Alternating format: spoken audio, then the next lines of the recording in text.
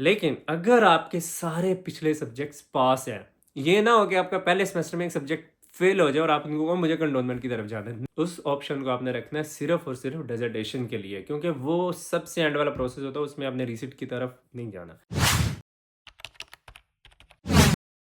Welcome back to another vlog यार। तो ये वाला व्लॉग यार इसलिए इंपॉर्टेंट होने वाला है कि यार मैं अपने प्रोजेक्ट में फेल हो गया था। प्रोजेक्ट मतलब जो डेजर्टेशन है।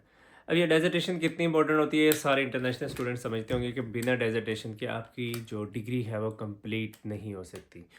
तो जर्नी इस तरह स्टार्ट हुई कि यार मेन चीज़ ये कि यार प्रोजेक्ट फेल कैसे हुआ। हमें उन्होंने कुछ दिए थे टॉपिक्स जिनमें से चूज़ करना होता अपने खुद के, यार आप कौन सा टॉपिक अच्छे से कवर कर सकते हो। जो मैंने टॉपिक चूज़ किया था ना, वो साइमंस, यहाँ पे एक बहुत बड़ी कंपनी है यूरोपियन। वो क्या करती है कि वो बहुत सारे उनके प्रोजेक्ट चलते हैं। मतलब यहाँ पे जो ओवरग्राउंड ट्रेन चलती है ना, वो भी उन्हीं की मैन्युफैक्चर है, मतलब वो उन्होंने बनाई थी। तो वेरी फर्स्ट सेमेस्टर जो था मेरा, तो वो जर्नी इस तरह स्टार्ट हो गई। जो वेरी फर्स्ट सेमेस्टर था उसमें मुझे उस जो प्रोजेक्ट का एक डायरेक्टर था कह लें, और उस प्रोजेक्ट को लीड करने वाला एक प्रोफेसर था, वो हमें पढ़ा रहा था साइमन।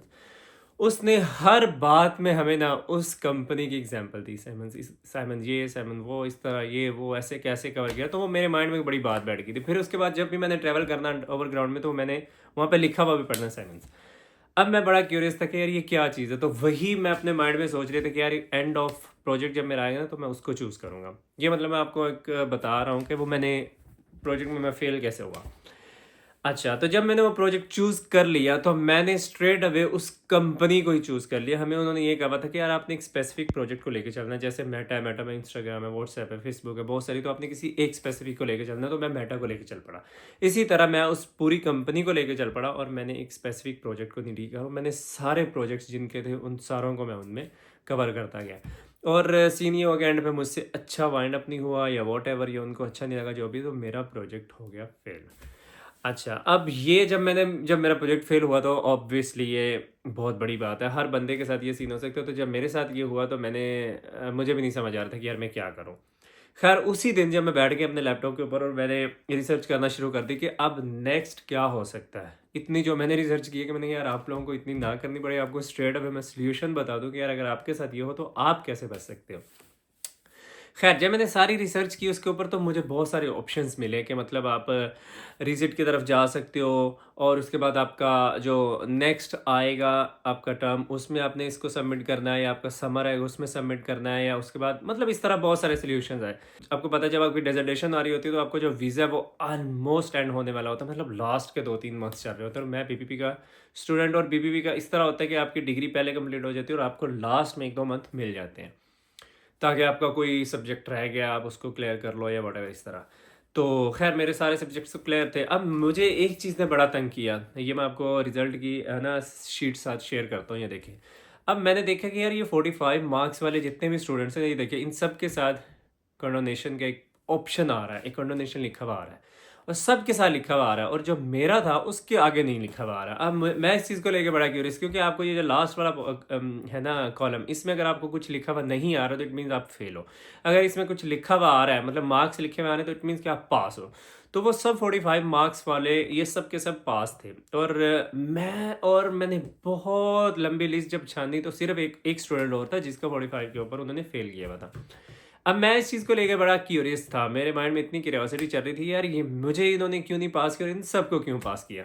खैर मैंने सारे पे रिसर्च करना शुरू कर दिया। मैंने यूट्यूब देखा, गूगल, मतलब इस तरह करके सारी चीज़ों पे देखा, और फिर मैंने उसका मतलब ढूंढा कि यार ये कंडोनेशन है क्या, कंडोनमेंट की तरफ अगर जाएं तो ये क्या चीज़ है, इसकी तरफ क्या हो सकता है। तो फिर जब वो मैंने सारी उसके ऊपर रिसर्च की, बहुत सारी यूनिवर्सिटीज़ के मैंने देखे कि उनका पॉलिसी क्या है, हमारी पॉलिसी क्या है, अगर इसको मैंने लेना है तो फिर मेरी जो एलिजिबिलिटी क्राइटेरिया वो क्या है। खैर मैंने इसके ऊपर क्यूरी डाली फर्स्ट ऑफ ऑल यूनिवर्सिटी को, कि भाई मुझे पहले तो इसका एक्सप्लेन करो कि ये क्या है, और अगर ये 45 वाले पास हैं तो मैं क्यों नहीं हूँ पास। खैर मैंने क्यूरी उसके ऊपर डाल दी, और क्यूरी के ऊपर आपको पता है रिस्पॉन्स आने में 1-2 दिन लग जाते हैं, और मुझे नींद आने वाली तो थी ही नहीं। मैंने सारी रिसर्च की कि यार, और मैं चीज़ों से देखूँ कि यार कंडोनमेंट क्या है। फिर खैर मैंने बहुत सारी जगहों से देखा, तो वो यूनिवर्सिटीज़, डिफरेंट यूनिवर्सिटीज़ ने और बीबीबी यूनिवर्सिटी ने अपना क्राइटेरिया लिखा हुआ था कि कंडोनमेंट है क्या। तो वो इस तरह था कि अगर ये आपके साथ भी हो सकता है यार, तो अगर आपके साथ अगर ऐसा कोई सीन हो, मतलब आप 45 मार्क्स के साथ फेल हो रहे हो, और आपने अपनी यूनिवर्सिटी का फिर पॉलिसी और क्राइटेरिया देखना है, एलिजिबिलिटी भी देखनी है कि यार मैं इस चीज़ में इस चीज़ को फुलफ़िल कर रहा हूँ कि नहीं कंडोनमेंट की तरफ जाने के लिए। तो उसमें सिर्फ़ मुझे फिर वो सारी रिसर्च के बाद पता चला और उतनी देर में मेरे क्यूरी का भी रिस्पॉन्स आ गया था। वो ये था कि अगर आपने 45 मार्क्स 40 टू 45 मार्क्स अगर आपके चल रहे हैं, 40 टू 50, 40, 42, 43, 45 इतना 40 टू 50 के इन बिटवीन अगर आपके मार्क्स चल रहे हैं, तो आप कंडोनमेंट की तरफ जा रहे हो। कंडोनमेंट इस तरह होता है कि यार अगर आपने पिछले जितने भी सब्जेक्ट्स हैं वो पास हैं आपके, आपने ठीक मार्क्स लिए, उसमें सारे सब्जेक्ट्स आपके पास हुए, लेकिन एक सब्जेक्ट ऐसा आ गया एंड पे जिसमें आपने अपना जो पास होने के मार्क्स थे उनको मीट नहीं किया। पासिंग मार्क्स 50 होते हैं। तो अगर आपने 40 टू 45 और 50 इतने मार्क्स लिए हुए हैं और आप एक सब्जेक्ट ऐसा है जिसमें आप फेल हो रहे हो और बाकी आपके पिछले सारे सब्जेक्ट्स पास हैं, तो आप कंटोनमेंट की तरफ जा सकते हो। मतलब कि आप बिना रीसेट के उसको पास कर सकते हो।